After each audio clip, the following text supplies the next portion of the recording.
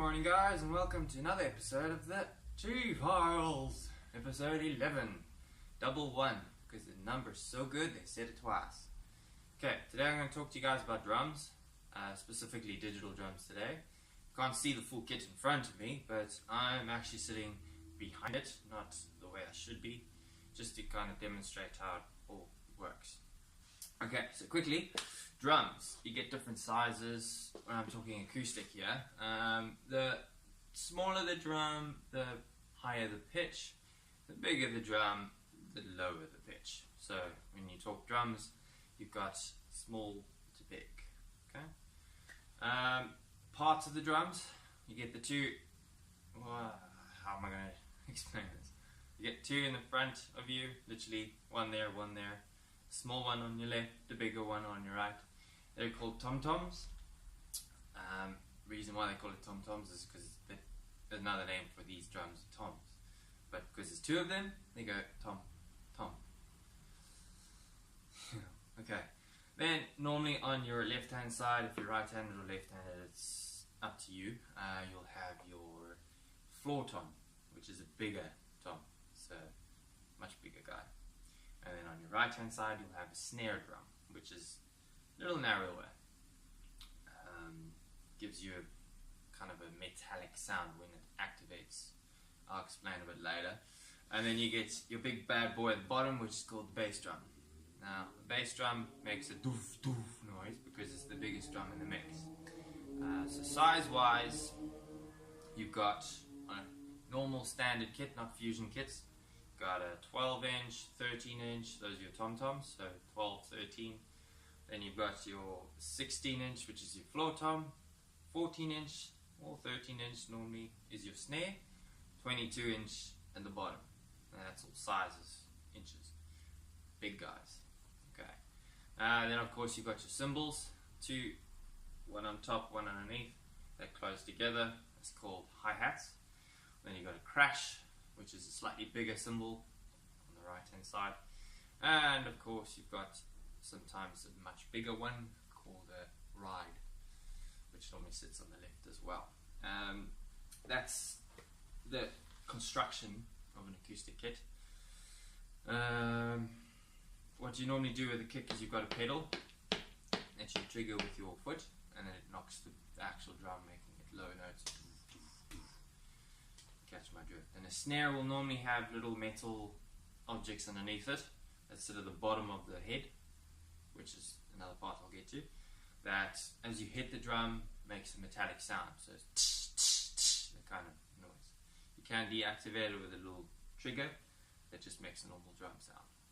Okay, right, that's acoustic drums. Today I'm talking to you about electric drums, or digital.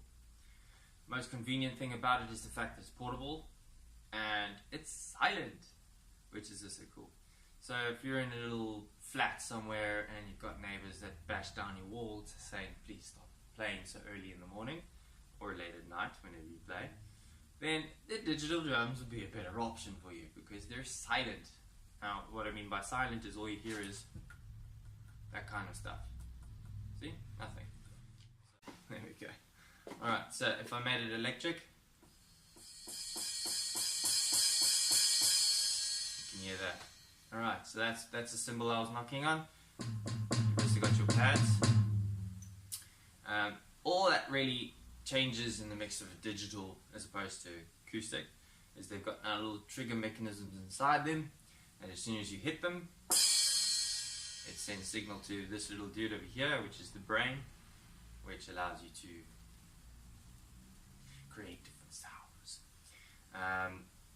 That's the other cool feature about digital drums, is the fact that you can actually change any particular pad you want to be different.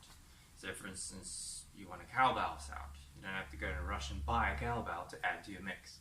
You just change one of the pads to be a cowbell, which is quite cool.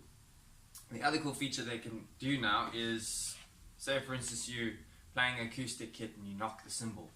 You go tsh, and you want to like kind of mute it. You just hold the cymbal, kills the sound. Now what they do is they call that choking the cymbal. On digital drum kits, on particular models such as this one, you can do that as well because it's got an added extra trigger inside it that prevents it from through with the sound. So if I show you now, see? I can mute it, which is quite cool. And the other feature they have is touch response as well. Again, not a lot of models that have it, but this particular one does. What touch response means is, if I explained to you in keyboards in the previous episodes, the harder you hit the pad, the more volume comes out. So for instance, okay, catch the drift. That's how cool these things are. You could have lots of fun with them. They've got built-in songs, built-in effects and everything that you can play around with. It's even got a USB, so you can go to your computers and stuff like that. But digital drums is more convenient because now you don't have to worry about miking up acoustic kits, because you just run from a cable to the mix.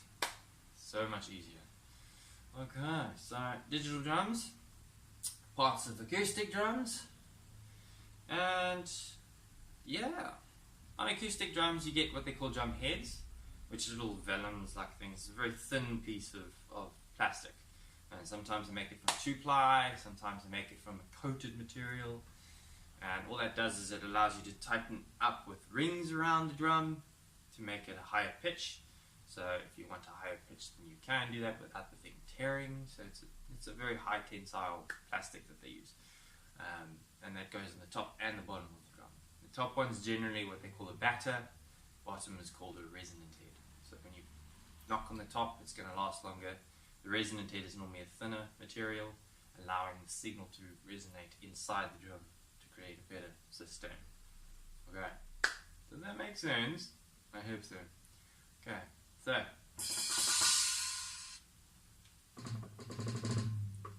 digital drums. They are quite cool to have for wherever you are for any particular reason.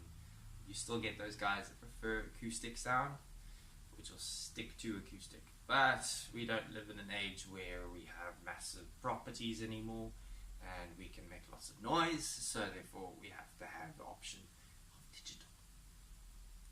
Okay guys, that's it for me, episode 11. I will see you again. Have a great day further. Oh, thank you.